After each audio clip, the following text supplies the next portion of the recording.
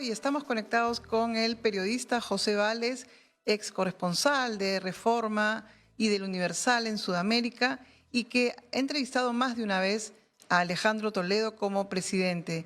Buenos días, José, y cuéntanos qué recuerdos tienes de Alejandro Toledo presidente y cómo analizas el final que tiene hoy llegando extraditado y preso por corrupción.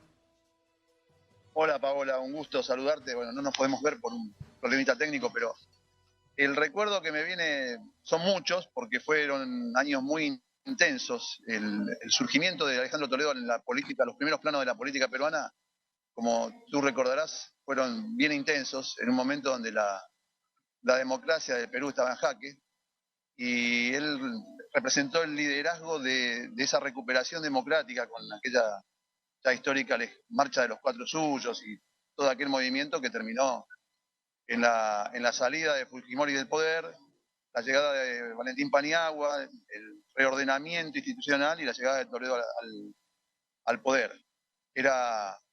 Me llamaba la atención su perfil, ¿no? Su perfil de político surgido prácticamente de una actividad que poco tenía que ver con la política. Él era un emergente de la necesidad que tenía el Perú de nuevos liderazgos y hoy está afectado por, yo diría, si no el sino trágico, el sino corrupto de la mayoría de los presidentes de la última época, ¿no? En el Perú.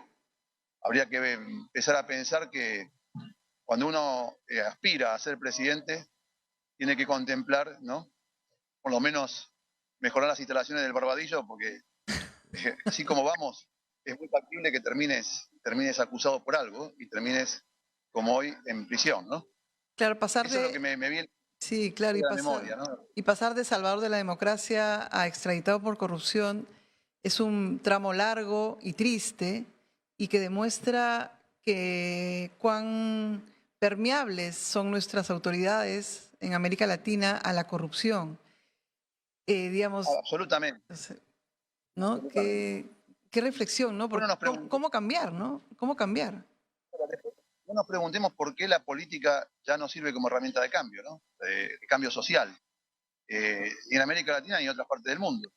Porque está atravesado por la corrupción, por los falsos dilemas, con una justicia que muchas veces hace la vista gorda, porque si tenemos en cuenta el por qué hoy Toledo es extraditado, una justicia que demoró eh, por momentos absurdamente todo el proceso penal en este caso, que muchas veces se tiene que apoyar que todas esas investigaciones como Odebrecht y todo lo que vino del lavajato y todo eso fue en gran parte trabajo del periodismo, y tú lo sabes, creo que mejor que nadie por lo que estás padeciendo últimamente, que la justicia muchas veces en lugar de buscar la verdad termina siendo cómplice del mal, ¿no? Claro. Como lo estamos viendo muy a menudo. Para Toledo, Y sí, sí. dime. No, no, para Toledo no fue fácil llegar a la presidencia porque primero tenía que lideró la marcha de los Cuatro Suyos contra Fujimori, digamos, y luego cuando estuvo en la campaña del 2001 que tú cubriste acompañando a Toledo, por poco y la pierde frente a Alan García. Cuéntanos esos días, esas maneras de ver de cómo él veía que se le iba a la presidencia, ¿no? Días que no se acuerdan, pero fue muy difícil para él ser presidente del Perú. Bueno, fue bien, o sea, fue un camino lleno de espinas, porque acordate que primero estuvo el fraude, después vino la marcha de los Cuatro Suyos, que fue toda una revelación, ¿no? Desde la idea hasta lo que generó en la sociedad peruana aquella marcha. Y después cuando parecía que se allanaba el camino para llegar a la presidencia, porque las encuestas le daban muy favorablemente, aparece el animal político que era Alan García como candidato, aprovechando, bueno, lo aprovechó mejor 4 años después, ¿no? Cuando llegó de vuelta a la presidencia. Que había toda una generación que a García no lo conocía, o por lo menos no se acordaba de su primer paso por la presidencia. eh, Ustedes recordarán, antes de la llegada de Fujimori al poder. Y yo me acuerdo de haberlo entrevistado, de haber tenido algunas charlas con Toledo, que vivía obsesionado absolutamente obsesionado con Alan García. Él había construido un enemigo que era Fujimori y tenía una obsesión por Alan García porque reconocía, yo creo que sin decirlo, reconocía la estatura política que tenía el líder del APRA en aquel momento, y no es ninguna revelación lo que estoy diciendo, que en campaña era poco menos que Maradona, ¿no? Eh, En en campaña, campaña Alan en García. campaña. Claro. Sí, Bueno, y ahí así todo Toledo pudo salir adelante. Tenemos que recordar también que macroeconómicamente el gobierno de Toledo reordenó la economía en Perú, la afianzó.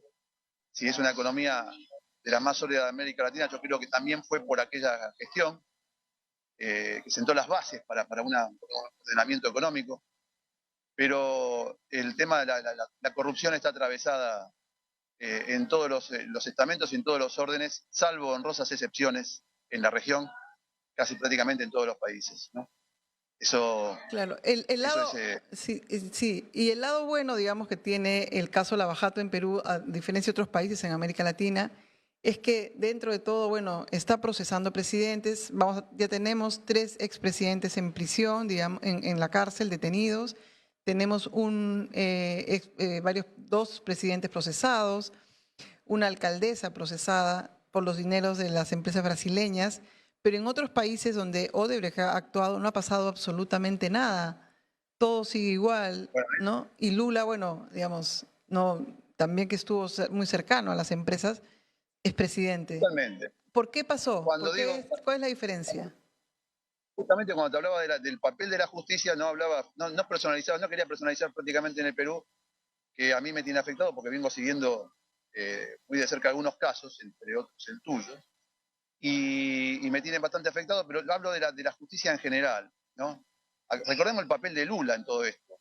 Lula era como lo que debe hacer un presidente, hasta ahí no se lo puede censurar, por eso. Era el jefe de marketing de la marca País, ¿no? Se había elegido en la diplomacia que había ideado Lula y Itamaraty, él salía a vender la marca Brasil. Se llevó un mundial, se llevó unos Juegos Olímpicos, abría puertas para las empresas brasileñas, entre otras Odebrecht y no me quiero olvidar de Camargo Correa, porque no fue menor el rol de Camargo Correa en todo ese esquema de conseguir contratos aceitando gobiernos, funcionarios, ministros y todo esto, ¿no? Y me viene a la memoria hoy a la mañana, me acordaba que entre Lucio Gutiérrez, el expresidente de Claro. Ecuador, por ejemplo, para poner el 2001 y el 2003, cuando fue destituido en una suerte de golpe institucional, abandonó el país para exiliarse en Brasil en un avión de Camargo Correa, ¿no? Eh, una gentileza que tampoco la justicia ecuatoriana se había encargado de investigar y de seguir, porque es muy rara. Esa gentileza no se da todos los días. Exacto, Eh, y eso dice mucho de que están acostumbrados a que la impunidad sea la norma y que entran y no pasa nada, ¿no? Y no creo que haya, o sea, que, digamos, no nos pone una vacuna para que venga otra Odebrecht, ¿no? En el futuro, o Camargo Correa, y volvamos a la misma rueda, ¿no? Cuando hablas con gente de empresas saben que es normal. Y cuando hablas de empresas extranjeras saben que venir a Latinoamérica y tener que hacer inversiones, todo esto es casi normal. Y recordemos el caso de las plantas papeleras en la frontera entre Uruguay y Argentina, que había desatado un conflicto binacional. Esas papeleras finlandesas que se terminaron instalando en Paysandú, la idea primigenia era instalarla del lado argentino, pero fue tal el nivel de mordidas que habían pedido los funcionarios argentinos, que esto es contado de récord por empresarios, ¿no? Que terminaron yéndose a Uruguay porque las pudieron hacer sin tener que poner un peso en lo que los italianos llaman la tangentópolis, ¿no? La tangente, por izquierda, ¿no? Bueno, esto también le obliga a Toledo, porque cuando vemos por qué cae Toledo en esta trama, hay una delación de su amigo, Joseph Claro, Maiman, claro. eh, creo que ahora va a tener tiempo ahí en el Barbadillo de revalorizar o de poner en valor su relación con Fujimori, ¿no? O sea, Porque sí, es siempre, es siempre mejor tener un enemigo como Fujimori que tener un amigo como Maiman, ¿no? Porque habría que ver. Va a tener tiempo para pensar ahora cómo el destino lo llevó a ese mismo lugar, ¿no? A los dos y a otros expresidentes que están en la misma situación, ¿no? Que tú lo narrabas recién. ¿Cómo serán esas conversaciones y de qué se podrán arrepentir esos expresidentes que pensaron que nadie nunca los iba a descubrir? Que eso es básicamente como actúa alguien que tiene todo el poder en un momento, ¿no? Lo podríamos imaginar en clave de humor, ¿no? Sí, Con Pedro Castillo separando en los clinch, no sé, pero lo podríamos imaginar en clave de humor porque la realidad es bastante triste y dura. sí, Eh, el final, que el Barbadillo termine siendo una suerte de senado vitalicio para los expresidentes, ¿no?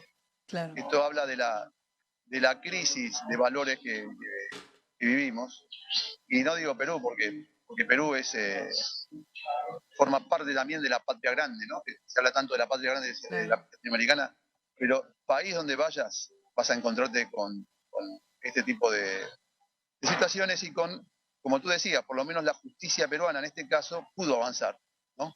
Eh, en la Argentina el caso Odebrecht quedó en la nada, en Brasil a medias, hay varios empresarios procesados, pero después en el resto de los países donde salpicaron a cuanto gobierno pasó en esos años, no se ha avanzado prácticamente nada. José Vales, escritor y corresponsal, estuvo en Nativa Fondo. Muchísimas gracias por la entrevista y que tengas buen viaje, José. Gracias, Paola, un abrazo y un gusto como siempre.